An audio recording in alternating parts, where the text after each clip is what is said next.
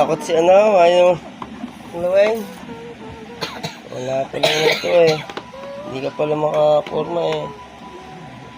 Sa akin nakaharap! Parang tambihan natin eh.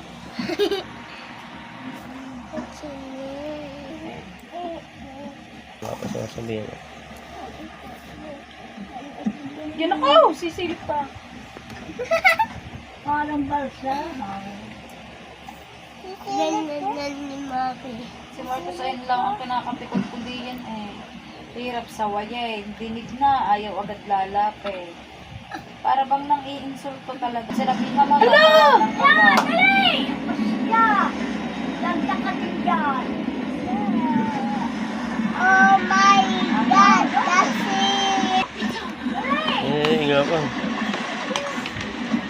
Oh, siya. Takot ni Maki.